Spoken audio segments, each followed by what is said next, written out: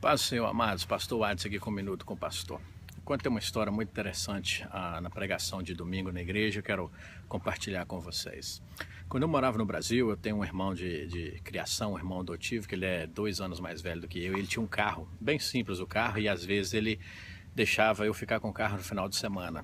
Só que a gente era quebrado, não tinha dinheiro nenhum, normalmente ele me dava o carro com um pouquinho de gasolina, era coisinha simples assim, eu pensava, poxa, vou ter que ficar com esse carro, com esse pouquinho de gasolina só, e passar todo o final de semana e não tinha dinheiro para colocar gasolina.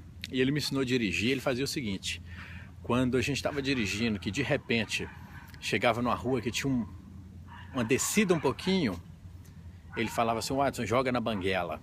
Joga na banguela, a gente jogava o carro no ponto morto, que aí o motor não trabalhava tão forte, parava de trabalhar, né? E a transmissão também, o carro ia só pela força que já estava vindo com seu peso, então isso chamava joga na banguela. Você via descer o morro, meu irmão falava assim: Watson, joga na banguela, que aí você economiza gasolina, e a gasolina normalmente dava para me passar todo final de semana.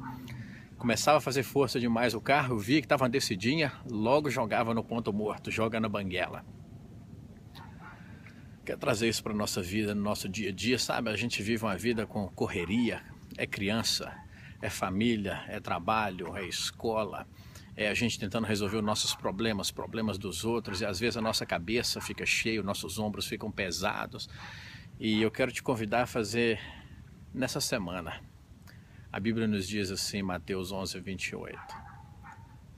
Vinde a mim todos os que estão cansados e sobrecarregados, e eu vos aliviarei. Jesus está falando assim, se você estiver cansado, sobrecarregado, vem e eu vou te dar descanso, eu vou te dar tranquilidade. É fazer igual o carro do meu irmão. Joga na banguela. É hora de deixar todo esse peso nos seus ombros, essa dificuldade na sua mente, esse cansaço, correria. Joga na banguela. Entra na presença do Pai, deixa Ele te dar o descanso. Confia que Ele vai mudar as situações. A gente não consegue fazer nada com as nossas próprias forças, com o nosso próprio conhecimento, mas te convido, joga na banguela. Quando a gente jogava o carro na banguela, na descida, só a força do carro levava ele. Às vezes meu irmão via e falava, só o sinal vai fechar lá na frente, joga na banguela. Eu jogava o carro no ponto morto, o carro ia só com aquela força devagarzinho até longe, sem gastar gasolina, sem gastar o motor, só no descanso.